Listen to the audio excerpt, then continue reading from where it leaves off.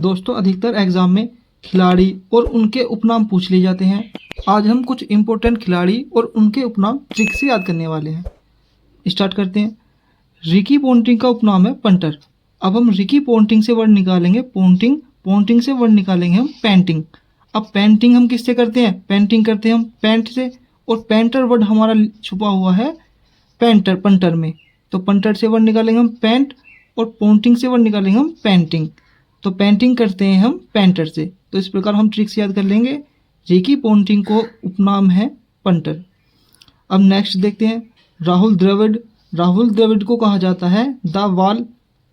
अब राहुल द्रविड़ से हम वर्ड निकालेंगे द्रविड़, द्रविड़ से वर्ड निकालेंगे हम दीवार, और दीवार को ही इंग्लिश में कहा जाता है वॉल। दीवार को ही इंग्लिश में कहा जाता है वॉल। इस प्रकार हम ट्रिक्स याद करेंगे। राहुल द्रविड़, द्रविड़ से निकालेंगे दीवार, और दीवार को कहा जाता है वॉल। तो राहुल द्रविड़ को कहा जाता है द वॉल। अब नेक्स्ट देखते हैं। नेक्स्ट है हमारी पीटी उषा। पीटी उषा को कहा जाता है पयोली एक्सप्रेस या फिर उड़न परी। अब हम पीटी से देखते हैं पयोली, पीटी पयोली, पीटी पयोली। तो हम इनसे वर्ड निकालेंगे पीटी पयोली, तो हमें याद हो जाएगा पीटी उषा यानी कि पयोली एक्सप्रेस। और उषा से हम वर्ड देखेंगे उषा यानी कि उड़ा।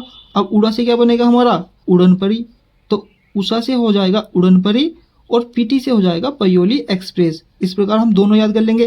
पीटी से बन जाएगा पयोली एक्सप्रेस, और उषा से बन जाएगा उड़न परी। अब क्वेश्चन आएगा हमारे एग्जाम में ऐसे कि पयोली एक्सप्रेस किसे कहा जाता है? तो पयोली से वर्ड निकालेंगे हम पीटी उषा, और उड़न से हम निकालेंगे उषा। तो अगर उड़न परी आएगा तो हम लगा देंगे पीटी उषा। अब नेक्स्ट देखते हैं। नेक्स्ट है हमारा हिमा दास। अब हिमा दास को कहा जाता है डीइंग एक्सप्रेस। तो हम हिमा से वर्ड निकालेंगे सिर्फ हिम। हिम का मतलब होता है बर्फ, और बर्फ क्या होता है हमारा? बर्फ होता है डीइंग यानी कि ठोस। तो इस प्रकार हम याद कर लेंगे हिमा दास को कहा जाता है डीइंग एक्सप्रेस। अब नेक्स्ट देखते हैं अनिल कुंबले। अनिल कुंबले को कहा जाता है जंबो। कुंबले जंबो, जब हम इसे 2 से 3 बार मन मन में याद पढ़ेंगे तो हमें अंदर हमारे माइंड में सेट हो जाएगा कुंबले जंबो, कुंबले जंबो। जब एग्जाम में आएगा तो आप इसे इजीली करेक्ट कर गए आओगे। अनिल कुंबले को बोलते हैं जंबो। अब नेक्स्ट है हमारा कपिल देव।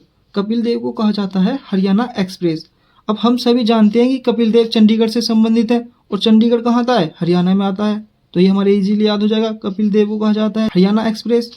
अब नेक्स्ट है हमारा मिल्खा सिंह। मिल्खा सिंह को कहा जाता है उड़न सिंह। ये भी सभी को पता होगा कि मिल्खा सिंह को उड़न सिंह कहा जाता है। अब नेक्स्ट है हरभजन सिंह। हरभजन सिंह को कहा जाता है टर्बोनेटर। ये हमें याद करना पड़ेगा। हरभजन सिंह को कहा जाता है टर्बोनेटर। अब नेक्स्ट है हमारा एडम गिलक्रिस्ट। एडम गिलक्रिस्ट को कहा जाता है गीली या फिर चर्ची। अब हम गिलक्रिस्ट से वर्ड निकालेंगे गिल। गिल का मतलब यानी कि गीली। यहाँ पर भी गिल छिपा हुआ है और यहाँ पर भी गिल छिपा हुआ है। तो ये तो हम वर्ड से वर्ड निकालेंगे। गिलक्रिस्ट से वर्ड निकालेंगे गीली। तो एडम गिलक्रिस्ट को कहा जाएगा गीली। अब गीली हो जाएगा चर्ची। अब नेक्स्ट देखते हैं शोएब अख्तर। शोएब अख्तर को कहा जाता है रावलपिंडी एक्सप्रेस।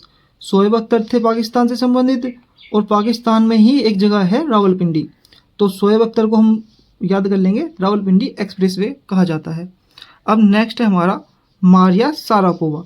मारिया शारापोवा जो थी ये रूस की थी, और लाल टेनिस से संबंधित हैं ये, और इन्हें कहा जाता है साइबेरियन सारस। अब शारापोवा में सार छुपा है यहाँ पर, और सारस में भी सार छुपा हुआ है। तो दोनों में वर्ड हम कॉमन निकाल लेंगे सार। तो मारिया शारापोवा को कहा जाता है साइबेरियन सारस। ये भी हम ट्रिक्स याद कर लेंगे। दोस्तों अगर आपको वीडियो अच्छी लगी हो लाइक करें, शेयर करें। ऐसी ही और वीडियो के लिए हमारे चैनल को सब्सक्राइब करें।